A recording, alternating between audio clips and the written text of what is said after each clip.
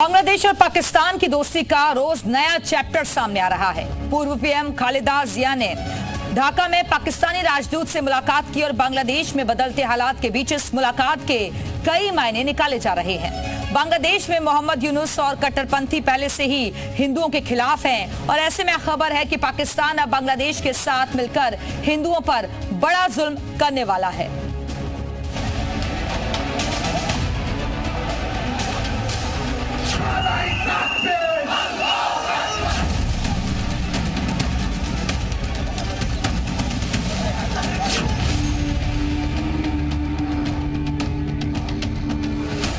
Pakistan delegation से क्यों मिली खालिदा जिया?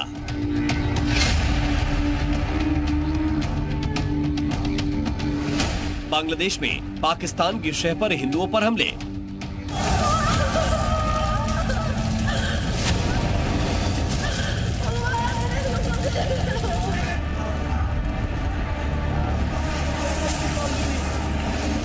पहले कट्टरपंथी, फिर बांग्लादेशी पुलिस और उसके बाद बांग्लादेशी फौज।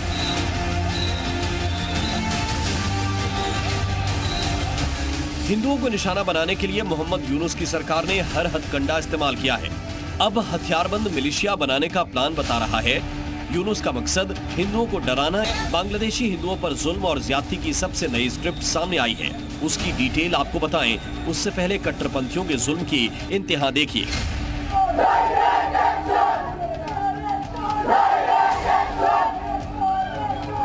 बांग्लादेश के सिलहट द्वारा बाजार में मंगलवार की रात कट्टरपंथियों की भीड़ ने हिंदू घरों और दुकानों पर हमला कर दिया।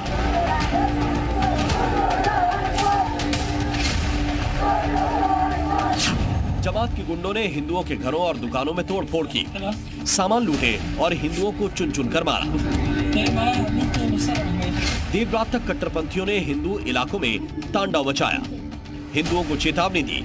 कट्टरपंथियों ने हिंदुओं पर धार्मिक ग्रंथ के अपमान का आरोप लगाया और पीट पीट कर हिंदुओं को अधमरा कर दिया।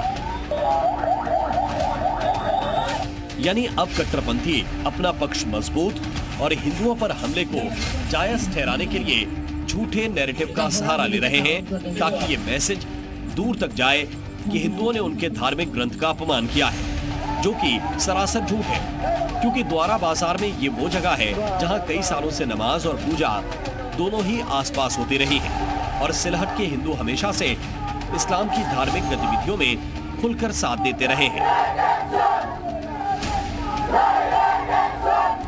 ढाका में पाकिस्तानी हाई कमिश्नर से पूर्व प्रधानमंत्री बेगम खालिदा जिया ने खास मुलाकात की है। ये मुलाकात खालिदा जिया के घर पर हुई। मंगलवार रात 8:30 बजे शुरू हुई मीटिंग करीब 1.5 घंटे तक चली। ये जानकारी सार्वजनिक है और कट्टरपंथियों को भी इस मुलाकात की डिटेल दी गई है। मोहम्मद यूनुस को पहले से ही कट्टरपंथी जमात इस्लामी का समर्थन मिला हुआ है। पता है कि बीएनपी यानी बांग्लादेश नेशनलिस्ट पार्टी की मुखिया को भी कट्टरपंथियों के इशारे पर चलना अच्छा लगने लगा है, क्योंकि खालिदा जिया की रिहाई कट्टरपंथियों के इशारे पर ही हुई थी। अगस्त में शेख हसीना के बांग्लादेश छोड़ने के तुरंत बाद ही राष्ट्रपति ने खालिदा जिया की रिहाई का आदेश दिया था। खालिदा जिया पर चीन के समर्थन के आरोप पहले से लगते रहे हैं, लेकिन अब जमात के इशारे पर खालिदा जिया को पाकिस्तान से भी दोस्ती कबूल होती हुई दिखाई दे रही है। उधर पाकिस्तान के डिफेंस अटैच ने बांग्लादेश के आर्मी चीफ के साथ ही साथ जमात इस्लामी बांग्लादेश के सरगना शफीकुर रहमान से भी मुलाकात की थी और जो आतंकवादी पाकिस्तान से आए हैं उन्हें बांग्लादेश के 2 कट्टरपंथी गुटों यानी हिज़्ब उत तौहीद और इस्लामी छात्रों के कैंपस में भेज दिया गया है। शेख हसीना के तख्ता पलट के बाद हिज़्ब उत तौहीद और इस्लामी छात्र शिविर सीधे तौर पर हिंदुओं के खिलाफ हिंसा भड़का रहे हैं। ये कट्टरपंथी संगठन हिंदुओं के खिलाफ हिंसा को अंजाम देने लगे थे। जिस तरह से पाकिस्तान में केपीके के मिलिशिया आतंक पर तुले हुए हैं, एक और अंतर है, पाकिस्तान के जो है वो Khyber Pakhtunkhwa north west region में है और कुछ हद तक ये तो सीमित है उस रीजन की तरफ। बट यहां बांग्लादेश में तो ये जो रेडिकल एलिमेंट्स हैं, रेडिकल मिलिशियाज बन रहे हैं, ये तो पूरे के पूरे देश की ज्योग्राफी में बन रहे हैं। यानी हिंदुओं के खिलाफ हिंसा के लिए कट्टरपंथियों को अब चौतरफा सपोर्ट मिलने लगा है।